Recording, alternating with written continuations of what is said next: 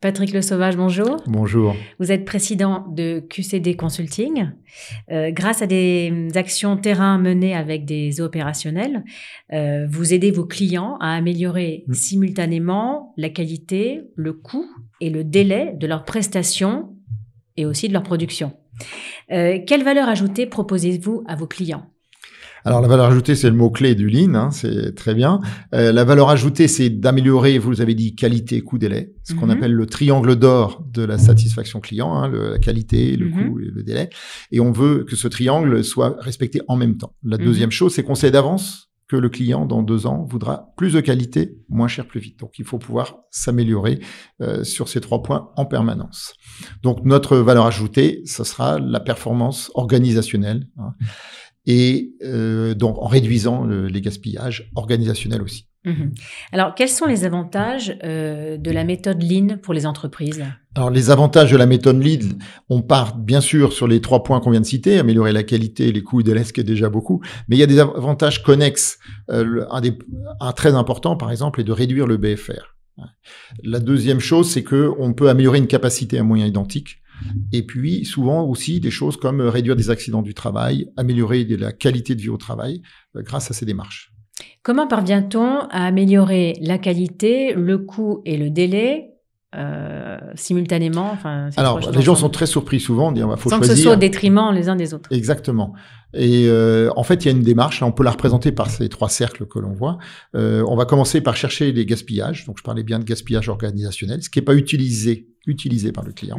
Ensuite, on va impliquer les équipes terrain, et c'est important que ce soit les gens du terrain, et plutôt des petits pas, le Kaizen, les petits pas, zen étant bien, Kai petit changement. Voilà, si on fait ces 3 choses-là en même temps, on a des vrais progrès sur les trois sujets.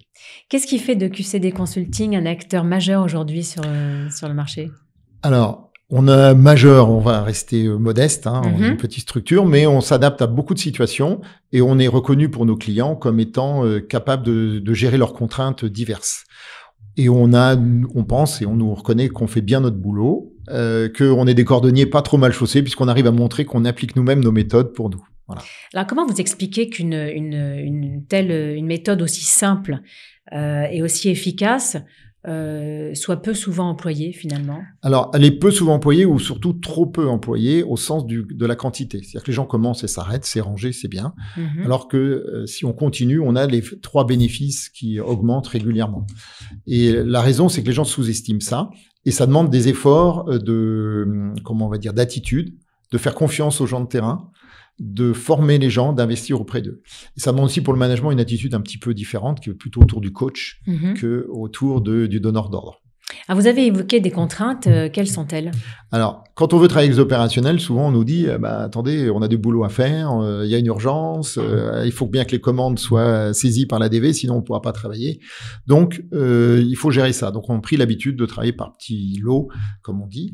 Et d'autre part, de s'adapter. La deuxième contrainte, c'est le niveau des gens, leur expérience, leur peur, et de savoir s'adapter à des publics très différents. Le vieux briscard qui a fait tous les produits, ou la secrétaire qui connaît tous les clients, et puis le petit jeune qui arrive, qui lui va être très envie de tout ce qui est nouveau.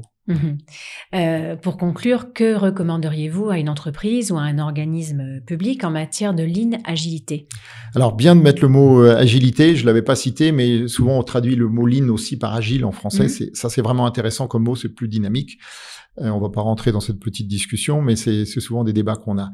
Alors, il y a 2 cas de figure dans ce cas-là. Soit je suis un nouvel entrant, je connais pas, j'ai pas démarré, donc il faut que je choisisse un des 3 bénéfices principaux, qui est prioritaire au niveau stratégique. Et deuxièmement, que je commence par des secteurs limités de mon entreprise ou de mon organisme. Ça aussi, c'est important. Ça se fait pas que dans des entreprises. Il y a des hôpitaux en Belgique, notamment, qui sont très réputés pour le travail qu'ils ont fait dans le même contexte que le contexte français. Et si j'ai déjà fait du Lean, je fais un bilan. Quels sont mes indicateurs, quel sont mon état, comment je maîtrise les outils. Et après, je rechoisis d'approfondir un sujet avec pour but ultime d'être autonome. Alors, c'est bizarre, on propose de se passer de nous. Mais un client, quand on a bien travaillé, finit par faire beaucoup de choses par lui-même. On apprend d'autres choses, mais il finit par faire pas mal de choses par nous-mêmes. Merci Patrick Le Sauvage d'avoir répondu à nos questions aujourd'hui.